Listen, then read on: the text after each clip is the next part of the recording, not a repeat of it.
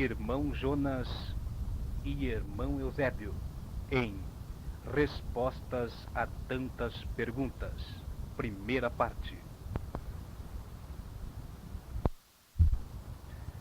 Irmão Eusébio, eu quero perguntar para o senhor o seguinte: o Espírito Santo da Igreja Adventista do Sétimo Dia é o mesmo Espírito Santo das igrejas cristãs existentes hoje em nosso mundo? Aqui há uma coisa para ser discutida. Espírito, segundo o meu entendimento, eu compreendo que espírito é um movimento, né? Um movimento. Porque o espírito do Evangelho, né, hoje, no mundo inteiro, né, ele faz um movimento, pregação, nós notamos que a pregação do Evangelho estendeu-se por todo mundo hoje, né? Mas nós vemos essa mensagem sendo pregada de várias maneiras, né? Nós vemos umas pessoas fervorosas, pregando o Evangelho de uma maneira tão eloquente, outros mais morna, nós vemos outras pessoas pregando como se ordenasse a Jesus, né? E vemos outras pessoas que são fracas, do modo de falar, mas enfim, todos estão pregando o Evangelho. Só que sobre a pergunta do Espírito Santo, que ele fala, que o Samuel fez a pergunta, entre o Espírito Santo da Igreja Adventista e o Espírito Santo de outras espécies de igreja e pregação, no meu entender, eu tenho notado uma diferença nisso aqui. Bom, qual a diferença? Quando desde o princípio lá do mundo, quando Deus criou o primeiro casal, nós vemos que o Espírito de Deus veio e parava sobre as águas, e então foi criado o mundo, foi feito o homem, né? E Deus deu, segundo a história, uma ordem, hoje nós podemos dizer até como lei, mas deu uma ordem para aquele casal que não mexesse lá num certo objeto que, segundo a história, sabemos pela escritura, que era uma árvore, né? E essa árvore era uma frutífera, então tinha fruta lá, né? E não era para tocar naquilo, era como se fosse uma proibição, era para saber se o homem ia ser obediente, afinal, se ia obedecer ou não ia obedecer. Então nós vemos um movimento também ali, dizendo que não faça isto. Mas um outro espírito veio e disse, faça. E o espírito disse assim, o Espírito de Deus, não coma, e o outro espírito veio e disse, coma. E isso veio se alastrando, e veio vindo, e ao nosso entender, ao ponto que nós estamos hoje vivendo, nós vemos as mesmas palavras sendo faladas. Um dizendo faça, outros não faça. Há uns que concordam com todo o mandamento de Deus, e outros que concordam com a metade do mandamento, ou com um pouco do mandamento, ou com meio tudo. E no mandamento de Deus, segundo nós entendemos, são 10. Desses 10 foi dividido 4 de um lado e 6 do outro lado. 4 para com Deus, né? E 6 para com o seu próximo. E no quarto mandamento fala a respeito do sábado, que está nos mandamentos, né? Que eu posso citar, todo mundo já conhece. Diz assim, lembra-te do sábado para santificar. 6 dias trabalharás e farás toda a tua obra. Mas o 7º dia é o sábado do Senhor teu Deus. Não fará para ti nenhuma obra, nem tu, nem teu filho, nem tua filha, nem teu servo, nem tua serva, nem teu animal, e nem o estrangeiro que está dentro das tuas portas. Porque em 6 dias fez o Senhor os céus, a terra e o mar, e tudo que nele há. E o 7º dia descansou, portanto abençoou o Senhor o dia de sábado e o santificou. Esta é uma ordem que Deus deu no mandamento. Mas existe o mesmo movimento hoje, nós vemos em várias igrejas, um outro espírito dizendo assim, não, mas não é o sábado, é o domingo. Representa que existe aqui uma contenda, o mesmo espírito lá do princípio, hoje, no final do tempo, um dizendo, é assim, deve ser assim, e outro dizendo, não é assim. Então, o Espírito de Deus diz assim, lembra, o outro diz, não esqueça. E está essa contenda de sábado e domingo. Eu queria que o irmão Jonas respondesse alguma coisa a esse respeito. Bem, aí podemos pegar no livro de São Marcos, quando Jesus enviou aqueles 70 discípulos, né, com a missão de pregar também que o reino de Deus estava próximo. Né? E ao eles voltarem, então os apóstolos começaram a contar como eles tiveram o privilégio, né, de ver almas que aceitavam, outros não, e como os demônios, né, se afastavam, né, obedeciam à voz dos apóstolos. Né? Daí até que um dos apóstolos disse: mestre, estava Pedro, Tiago e João, né? Lá em tal parte nós vimos um homem que em teu nome expulsava demônios, fazia curas, milagres e maravilhas, mas que não segue a nós, e nós proibimos. Daí Jesus disse assim: não devias fazer isso. Né? Se esse homem, sem me conhecer, está fazendo isso, que dirá me conhecendo? Né? Quem não é por mim é contra mim, né? Quem comigo quando junta espalha, né? Então hoje nós vemos as igrejas, em geral, se esforçando para pregar esse evangelho, da maneira que sabem, né? E enquanto eles são sinceros, a Bíblia diz que o Espírito Santo está atuando neles, está ajudando, né? Mas só que o Espírito Santo quer puxar eles para o lado da verdade sempre, para clarear na verdade, né? Porque até agora essas igrejas ainda não encheram a medida da paciência divina em que está no Apocalipse 18, que eu citei, né? Que lá diz o anjo: sai dela, povo meu, né? Agora, os que lá dentro estudarem a Bíblia e ver que não estão no movimento certo, eles devem sair, né? E procurar um movimento verdadeiro, né? Que prega a verdade, né? Mas o Espírito Santo está atuando nessas pessoas, porque se o Espírito Santo não atuar nele, eles não conseguem se arrepender e chegar à verdade, né? Sem o toque do Espírito Santo, né?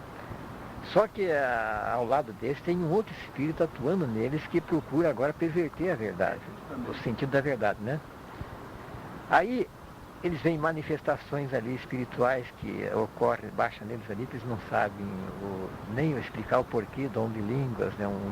Uma linguagem que é ininteligível, né? Que Paulo fala em Coríntios, né? Que é aquele que tem o dom de língua que fala e que todos entendem, né? E que Paulo também falava mais do que tu, mas ele preferia falar 5 palavras na linguagem dele do que 10.000 que ninguém entendesse, né? Então há esse espírito, por outro lado, de contradição, um espírito estranho, que baixa neles, que eles, sem saber, eles aceitam como se fosse o Espírito de Deus, né? Então, aqui nós vamos completar então essa palavra, irmão Jonas, porque quando Jesus disse assim para os discípulos: olha, eu vou subir o meu Pai, né? Mas eu não vou deixar vocês órfãos, né? Eu vou subir o meu Pai e eu vos darei um outro Espírito, o Consolador. Esse Espírito é o Espírito da verdade, né? Que o mundo não conhece, não é isso? Agora, irmão Jonas, Espírito da verdade, o Espírito da verdade não pode mentir, né, irmão Jonas? É de fato o que Jesus disse, né? E quando o Espírito Santo viesse, ele levaria os homens a despertar através de 3 coisas. Primeiro, ele ia convencer a humanidade do pecado. Segundo, da justiça. E terceiro, do juízo, que eles terão que dar conta no dia do juízo de todos os atos errados que estão fazendo. Então o Espírito Santo trabalha na mente do homem. A sede das decisões é na mente do homem. E o inimigo também, o diabo, trabalha na mente para perverter. Por quê? Na mente do homem que ele decide entre se obedecer a Deus ou não. Então esses 2 poderes agem na mente humana, né? Agora o Espírito Santo já disse, né? E eles vos guiará em toda a verdade. E vos fará lembrar de tudo que eu vos tenho dito, né? E fará ainda mais ainda. Dirá o que vai acontecer, né? Então a igreja verdadeira, ela tem que pregar toda a verdade, não meia verdade. E nós vemos hoje muitas igrejas evangélicas, né? Com nomes bonitos, atraentes, e que pregam. As igrejas em geral multiplicaram-se muito, né? Não era o plano de Deus, mas Deus então deixou, né? Porque Deus é um Deus de liberdade, dá liberdade de consciência para a pessoa decidir onde quiser, né? Agora, em parte, Deus aproveita esses movimentos. Em parte, Armoite fala que a Igreja Católica, por mais derrotada que ela seja, caída, mas se ela dá liberdade para o povo ler a Bíblia, ela já faz uma grande parte. Apesar dela não ser verdadeira, e o povo tem que sair de lá, né, para se salvar, né? A Igreja Luterana já dá um passo a mais, né? Quando Lutero se esforçou para traduzir a Bíblia para toda a linguagem, toda a língua, né? Porque naquele tempo só estava restrita à Igreja Católica, a Bíblia, né? E Lutero viu que não era bom. Então ele traduziu para o alemão e outras línguas, né? Então já deu um grande passo. Aí a presbiteriana, a batista, né? Até chegar no auge da Igreja Adventista, que prega toda a verdade. Então o senhor quer dizer que no mundo existem dois espíritos atuando? Sim, dois espíritos, que duas correntes opostas agindo para ganhar o ser humano. Que nós sabemos que é o espírito do mal, né? O poder do mal e a corrente do bem, né? Agora a corrente do bem, eles estão influenciados, ali está o Espírito Santo e os anjos de Deus atuando, né? Para ganhar o ser humano. E do lado do mal está também o inimigo, com seus anjos, né? Atuando para ganhar a humanidade, o ser humano, né? Junto com seus instrumentos humanos aqui na Terra, né? Que Deus tem instrumentos humanos para ganhar adeptos, né? E o inimigo também usa, né? Só que Deus pode usar duas armas, a verdade e o amor. O inimigo já usa mais, usa a mentira, né? Usa a falsificação, de tudo, né? Inveja, ele usa tudo. A violência, o diabo usa tudo, e Deus só pode usar duas armas, a verdade e o amor. Se Deus usar a mentira, ele está derrotado. Se ele usar a violência, também o diabo pega no pé, né? Então Deus tem que ser um Deus amoroso, ele quer ganhar por amor, né? Suas criaturas, não forçando, dando liberdade de consciência, né? Então está provado que existe, que o espírito da verdade é diferente do espírito que é pregado e que muitas igrejas aceitam, né? Como o Espírito Santo. Eles são sinceros, mas não estudando bem a profecia, a Bíblia, eles não entendem e aceitam como verdade, né? Mas a igreja de Deus tem que atuar no mundo alertando essas almas, pregando, né? Sai dela, povo meu, né? Que Deus tem que ter um povo separado e distinto na terra para que Cristo venha e complete-se a obra da redenção, né? As igrejas estão cada vez se multiplicando cada vez mais, né? Mas o Papa tem a intenção de unificar num só movimento todas as igrejas, e ele ser o chefe. Ele pega aquela passagem que Jesus diz lá em São João, né? E haverá só um rebanho e um só pastor, né? Ele acha que ele é o pastor e as igrejas demais são o rebanho, que o Papa vai ser, ele pensa que ele vai ser o chefe ainda mundial, né? E daí ocorre que fica dois movimentos na Terra, a verdade e a mentira, o erro, né? E daí a verdade vai ser perseguida. Os verdadeiros povo de Deus serão caçados, né? Perseguidos. E Cristo virá para buscar esse povo dessa igreja que estarão sofrendo nesse tempo na Terra. Mas aqui é uma coisa, irmão Jonas, então. O homem está sujeito a ser enganado. Sujeito a ser enganado. Porque atua dois espíritos no mundo. Esses dois espíritos também podem atuar nas igrejas. Tá? Pode atuar na casa da gente. E pode atuar na consciência do homem. Então onde é que está o homem agora para poder se defender? Ele tem que descobrir a verdade, por conta dele, né? E saber qual era o espírito da verdade.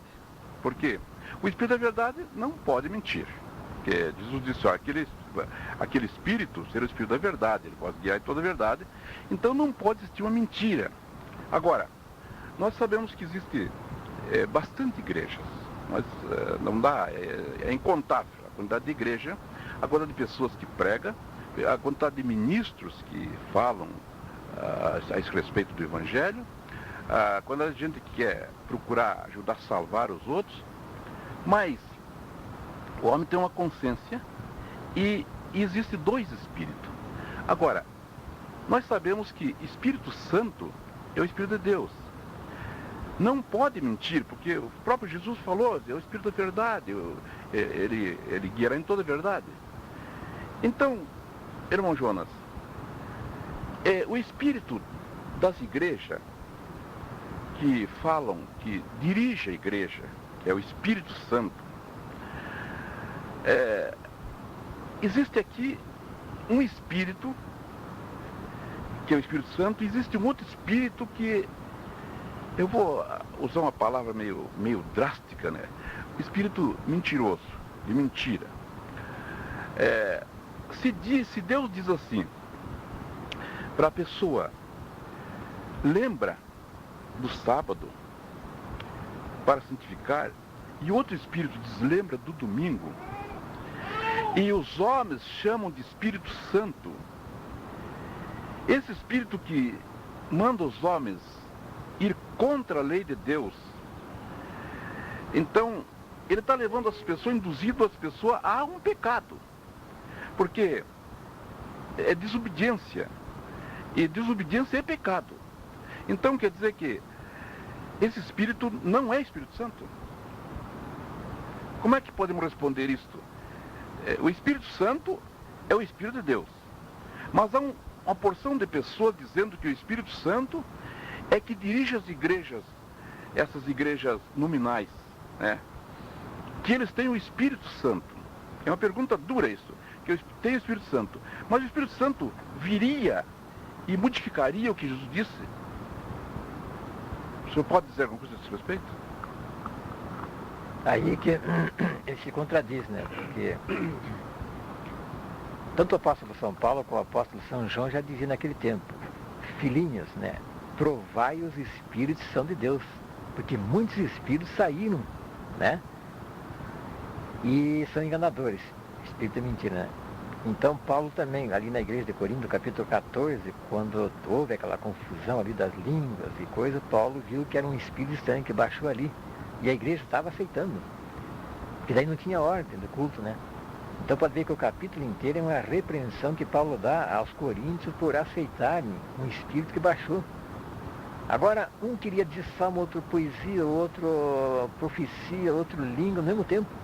E Paulo viu que e existia um linguajar lá que Paulo dizia: pô, esse aqui, parado, né? Eles estão aceitando um espírito estranho.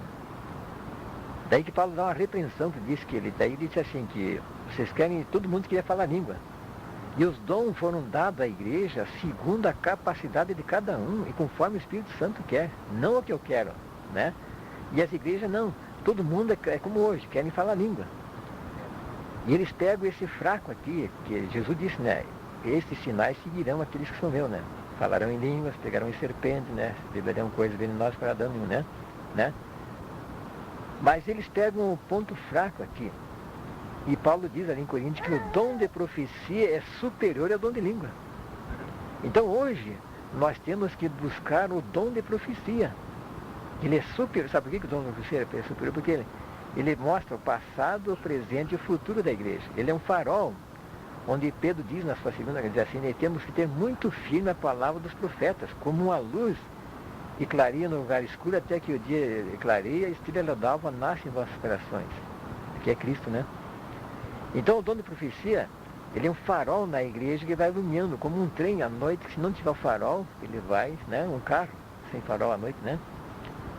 E à noite é as trevas deste mundo espirituais, que o mundo chegou numa treva tão grande que sem esse dom de profecia a igreja de mentira estava derrotada.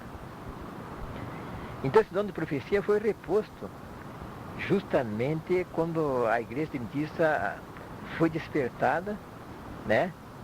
Então a senhora White, Ellen White, menina ainda, Deus entregou a ela o dom de profecia, que havia sido perdido por terra.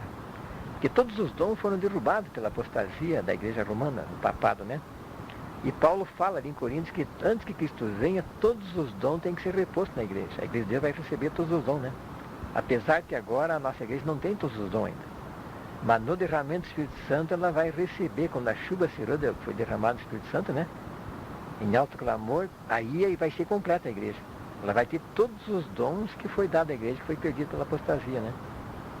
Aí vai ficar claramente visto qual é o Espírito Santo e qual é o Espírito da mentira.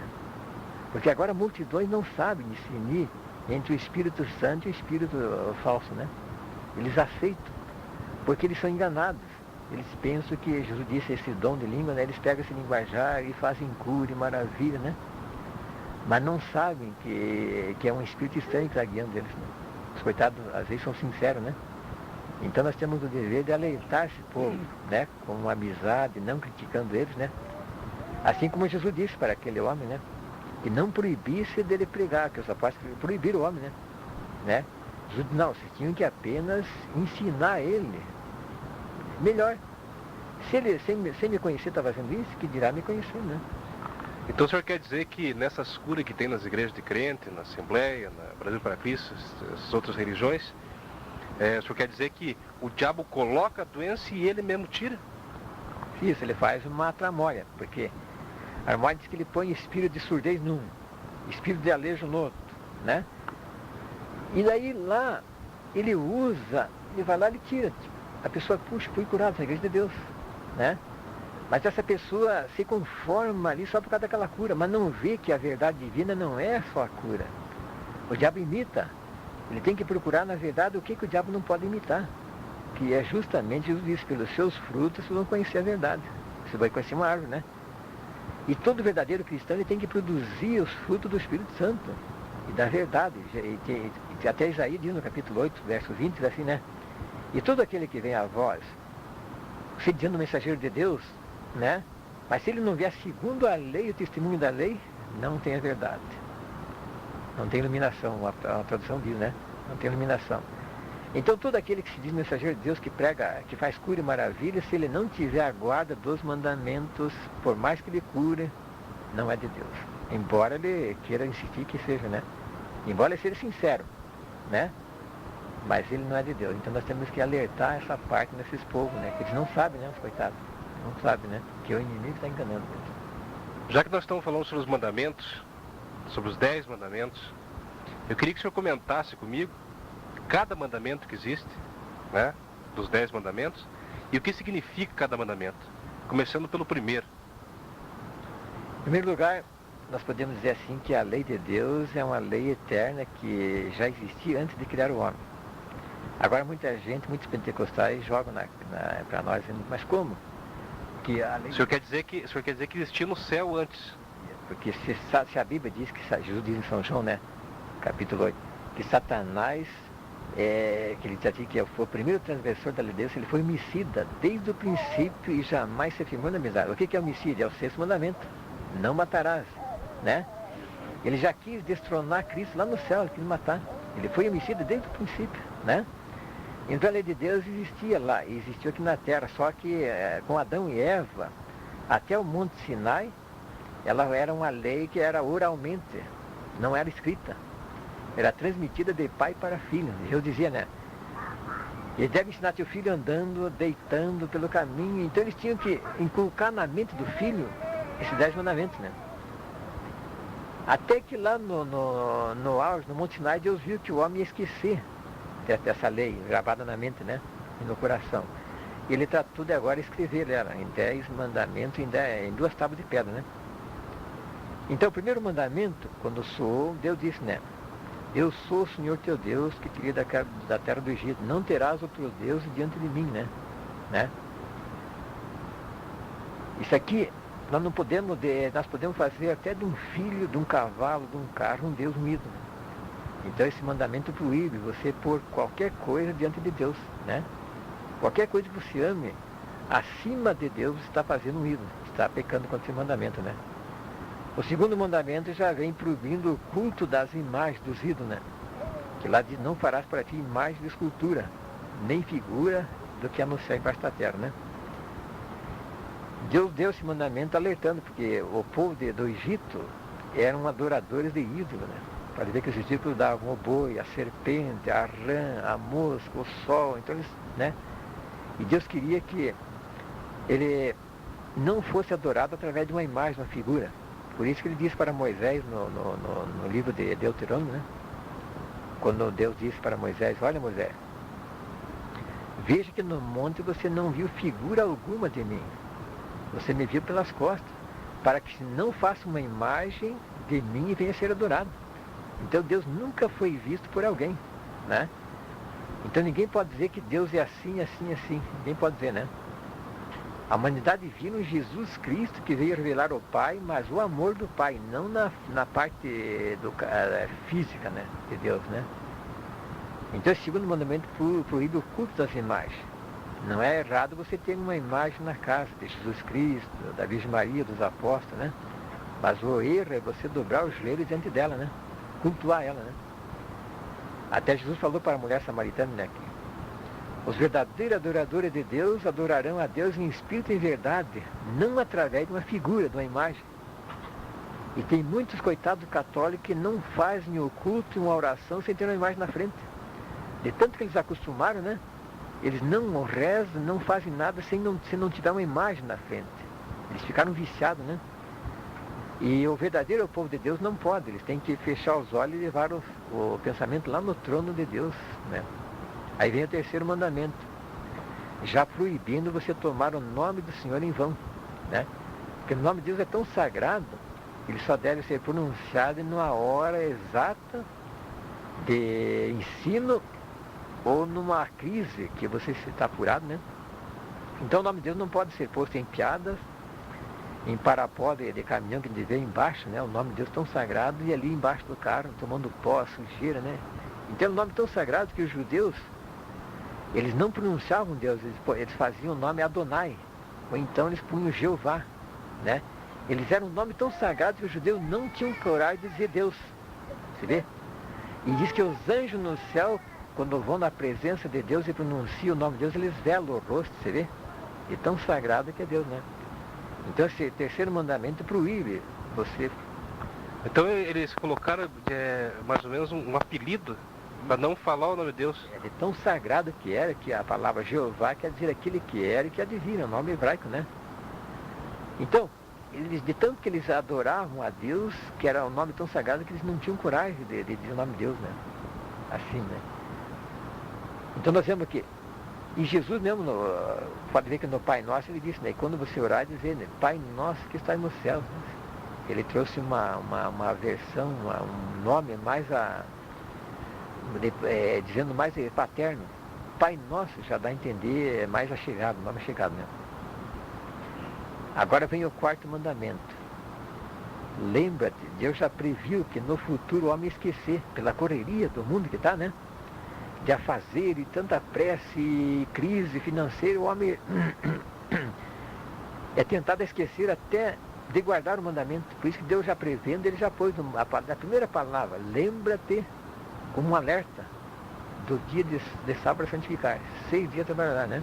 Ele fará toda a tua obra, né? Hoje, na correria que está o homem, o próprio adventista, se ele não parar para ver que dia da semana é hoje, ele é tentado a passar direto, né? Aguardar, a trabalhar no sábado, domingo direto, né? Então, uma vez um pastor, então ele fazendo um sermão na igreja, ele disse assim, né, que ele tinha medo de 2 tipos de adventistas, né? O primeiro é aquele que tem uma resistência forte, né? Que ele chega trabalhando, né, o domingo, segunda, terça, quarta, quinta, sexta, direto, né? O segundo é aquele que chega assim, né? Chega sexta-feira, ele para, né? Mas de tanto que ele veio direto, ele está cansado, que no dia do sábado ele não tem prazer de ir na igreja, ele começa a adormecer. Também é falta de reverência com o dia do Senhor, né? A não ser que você teve uma viagem missionária muito grande, ou então um aguardamento de algum parente, né? Que você tem que dormir no sábado. Então o sábado proíbe até dormir as horas sagradas, né? Agora vem o quê? O quinto mandamento, que é, honra teu pai e tua mãe para que se prolongue os teus dias na seara que o Senhor teu Deus te dá. Então Paulo diz ali em Coríntios que o único mandamento com promessa é o quinto mandamento. Pode ver, todos os mandamentos são mandamentos, mas o único mandamento que tem uma promessa de vida longa é o quinto mandamento. O filho que não honra o pai e a mãe, ele é amaldiçoado por Deus. O que é honrar o pai e a mãe? Essa honra é uma honra se o pai está de acordo com a vontade de Deus, né? E o pai pede para o filho, me faça isso, faça aquilo, o filho tem que obedecer, mas de acordo com a vontade divina. Agora, se o pai não anda de acordo com a vontade de Deus, né? Ele não pode obedecer o pai. Aí o pai quer dizer que o filho está desonrando, não é. Aí ele está obedecendo a Deus antes que o pai, né? Agora ele tem que ser temente ao pai, como nós temos que temer a Deus, né? Pode ver o caso de Moisés, de Noé ali, que o filho cão desonrou o pai, recebeu uma maldição, né? E muitos filhos receberam a maldição porque, né? Então se o pai rogar uma praga e o filho merece, essa praga pega, né? Então quer dizer que se o pai tiver, vamos dizer assim, o pai ser um servo de Deus, andar ao lado de Deus certinho, como manda o figurino, em nossas palavras, e o filho desonrar, ou seja, desobedecer, fazer o contrário que o pai faz, e o pai abrir a boca para amaldiçoar o seu filho, a maldição pega. A não ser que o pai tenha duas opções, né? Ele pode partir para a segunda opção, perdoar o filho, né? Aí a maldição não vai cair, né? Porque sempre é melhor perdoar, oferecer o perdão, a chance de arrependimento, né? Agora, se o filho não quiser se arrepender, aí a culpa recai no filho, né? Como no caso de Cão lá, com Noé, né? Então vem esse quinto mandamento, é o único mandamento que tem uma promessa de vida longa para os filhos que obedecem e honram os pais. Aí vem o sexto mandamento, né? Não matarás. Esse mandamento os judeus pegavam no ato, pode ver, né? Eles já sabem que para você pecar nesse mandamento, você tem que chegar e matar a pessoa. Mas acontece que Jesus disse, não é assim. Aquele que odiar seu irmão já pecou, já cometeu o crime. Os judeus ficaram assustados, mas como? Até os apóstolos se assustaram, mas mestre, sendo assim, quem é que vai ser salvo, né? Jesus disse, não, aquele que já chamasse seu irmão de um nome feio, né? O que acontece é que às vezes o indivíduo persegue o indivíduo para matar. E corre a vida inteira e não consegue matar, né? E agora esse indivíduo morre. Agora nós perguntamos, esse indivíduo cometeu o crime ou não cometeu? Ele perseguiu o indivíduo matar a vida inteira e não conseguiu matar. Então quer dizer que só a intenção já vale. Já valeu, ele cometeu o crime. Ele morreu com o pecado, porque não pôde matar o sujeito e morreu. Cometeu o crime, o adultério também.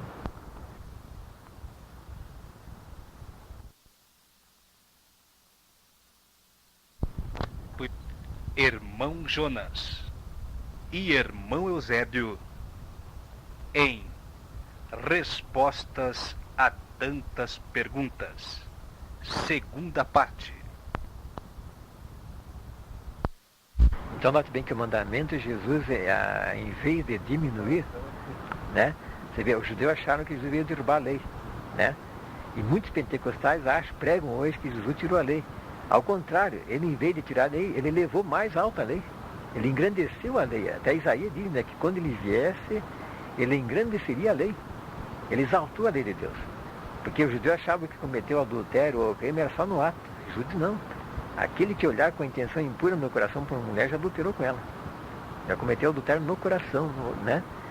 Aí vem o sétimo mandamento, né? Não adulterarás, que é esse mandamento que proíbe você. Não somente no ato, mas como cobiçar a mulher. Porque você achar uma mulher bonita não é pecado. Agora você querer toda a intenção para você usar para você, sendo que ela é de outro, né? Ela já tem dono, né? Já tem marido, aí você comete o adultério, né? Então é proibido. Aí vem o oitavo mandamento, não furtarás, né? Esse mandamento também. Você não pode, né? Tudo que você quiser, você tem que pedir ordem, né? Não pegar nada sem pedir para a pessoa, né? Mas aí a pessoa de casa, né? Parente, amigo, mas diz, não, mas isso aqui, nós somos tudo amigos, eu vou pegar, né? Mas ele tinha que sempre perguntar, né? Olha, dá para me usar isso aqui, né? Para que você fique limpo, né? Tua consciência não acuse de nada, né? Que não pertence a ti, né? Que é de outro, né? Aí vem o nono mandamento, não dirás falso testemunho contra o teu próximo, né? Esse mandamento, ele tanto proíbe as juras falsas como você levantar uma calúnia contra o teu próximo. Cristo foi julgado, caluniado. Os judeus só puderam condenar Cristo caluniando. Eles tiveram que achar dois crimes, na lei civil e na lei religiosa, né? Então, eles, vendo na lei de Deus, eles não acharam um pecado em Cristo, porque Cristo, antes de morrer, disse para os judeus, todos reunidos sacerdotes, quem dentre vós aí me convence de pecado, me aponte um pecado em mim. Os judeus ficaram calados, não tiveram resposta, né? Mas na condenação de Cristo, eles tinham que achar testemunhas falsas para poder condenar Cristo. Não, eles não podiam condenar Cristo. Porque Pilato disse, olha, eu não acho crime algum nesse homem. Aí eles pegaram uma testemunha que inventaram. Peguemos esse homem aí, vedando pagar tributo a César, né? E que vai derrubar o templo aí, não sei o quê, né? Essa testemunha foi falsa. Jesus não falou nada disso, né? Ele pagou o tributo, né, a César. Ele não podia pagar. Os profetas eram isentos de sacerdote, mas ele pagou para evitar uma discussão, né?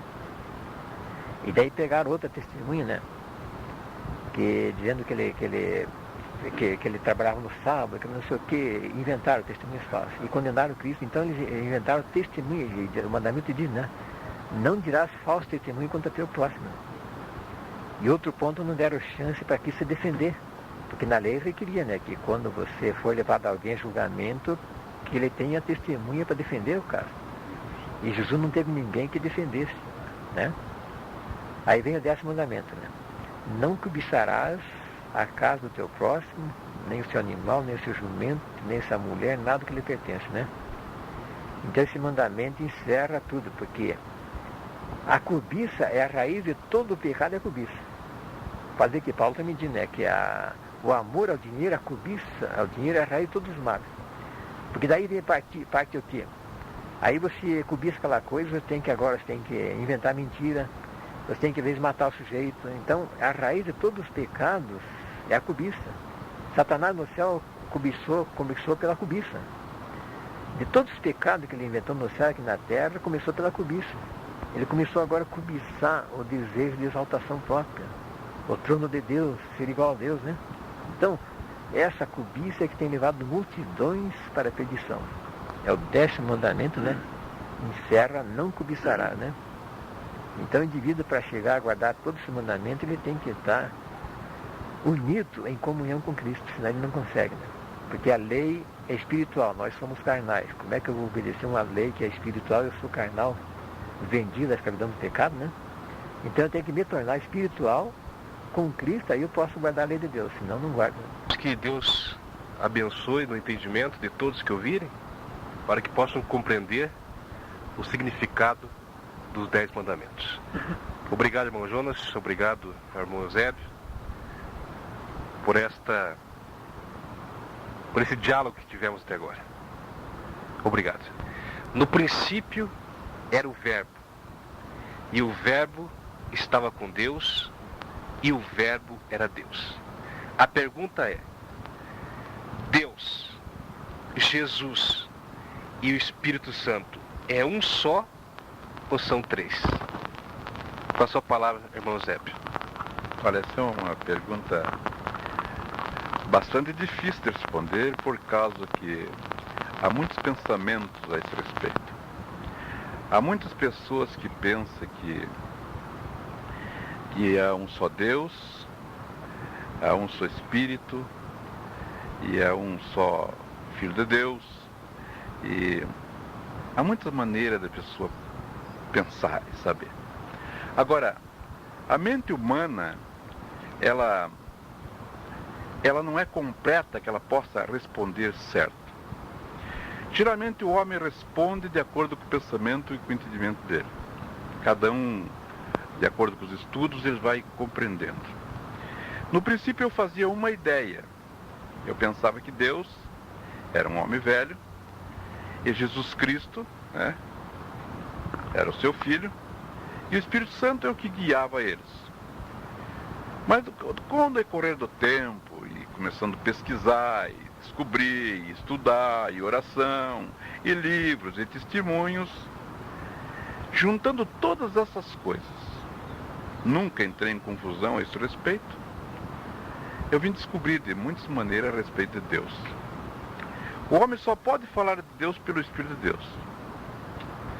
E para isso ele tem que buscar entendimento, compreensão, paciência, esperar que Deus responda nas orações, de muitas maneiras. Não querendo entrar aqui em sonho e visão, porque aí já complica mais um pouco. Mas dá para nós voltar outra vez a saber a pergunta. No princípio era o Verbo. O Verbo estava com Deus. E o Verbo era Deus. Voltou na mesma coisa. Segundo os estudos, nós sabemos que o dicionário fala que o Verbo é palavra. A palavra então estava com Deus. No princípio era Deus e a palavra estava com Deus. E a palavra era Deus. E assim começamos devagarzinho, deixar mais simples as coisas para poder chegar à compreensão. Nós entendemos, para poder chegar nessa parte, da maneira que eu vim compreender todos os estudos e a maneira que eu vim descobrir essas coisas, digo, espero não ter errado.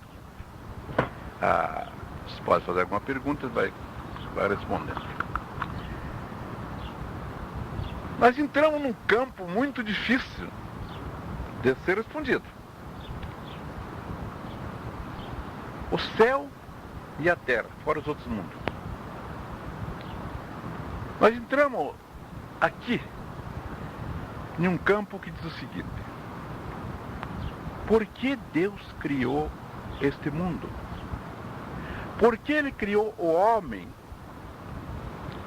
sabendo que o homem ia pecar e um dia Ele teria que mandar o seu filho para ser morto?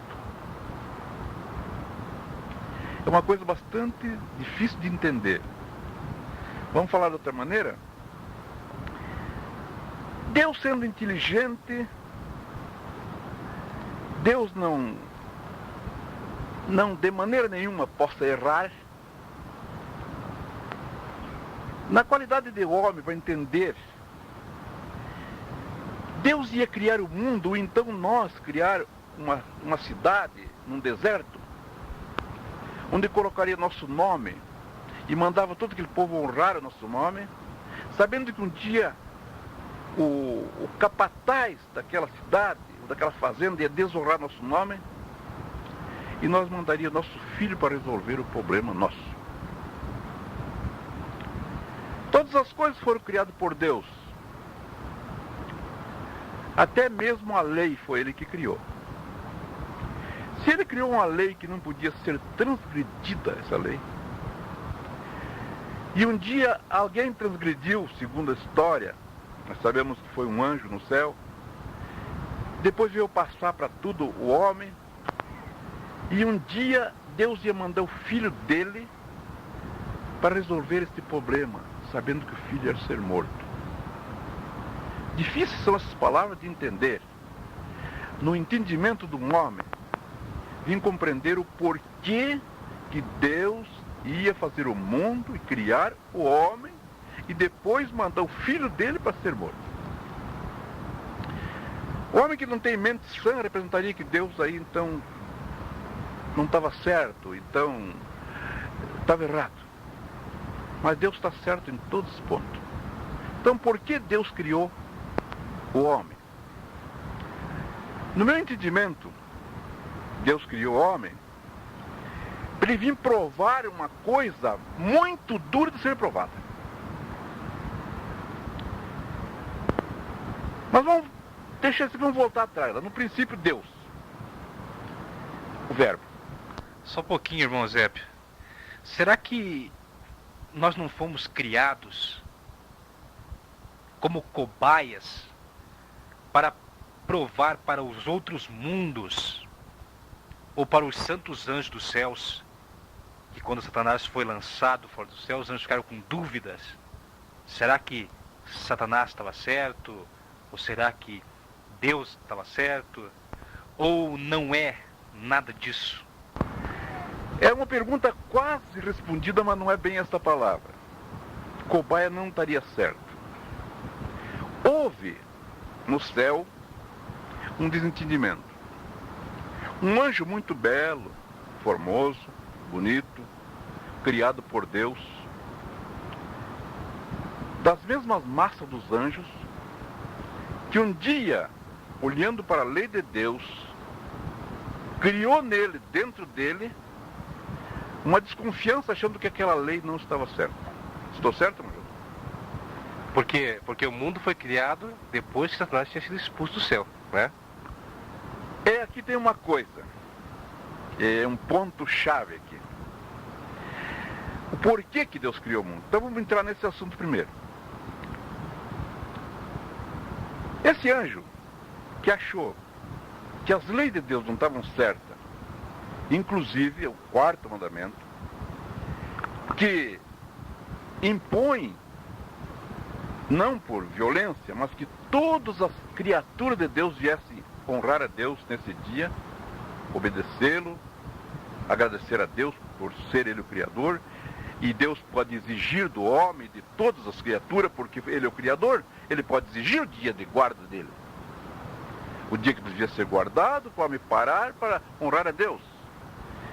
E esse anjo não achou que estava de acordo, mas como ele era um dos principais, segundo a história das Escrituras, diz que ele era até um regente da orquestra no céu, segundo o que se sabe, fora as outras coisas não sabemos, ele achou que não estava certo isto. Então, mas como ele sozinho não podia se manifestar, ele teria talvez receio, ele começou a colocar alguma coisa na cabeça dos outros anjos, como se minasse a cabeça dos outros anjos, dizendo que não estava certo aquilo que Deus criou. Mas os outros anjos, que também receberam aquela mensagem dentro de si, vamos fazer uma comparação. Como se estivesse como dormindo e o anjo colocasse um sonho sobre eles, dizendo que a lei de Deus não estava certa.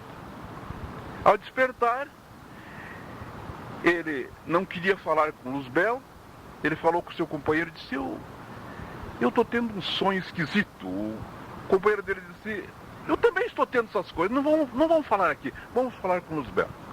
Seria isso um sonho de dúvida? Dúvida. Então, hoje que nós conhecemos que esse anjo, como Satanás, ele colocou uma dúvida na cabeça dos anjos. E começaram a fazer no céu reunião, como se faz num navio quando querem amutinar um navio. Então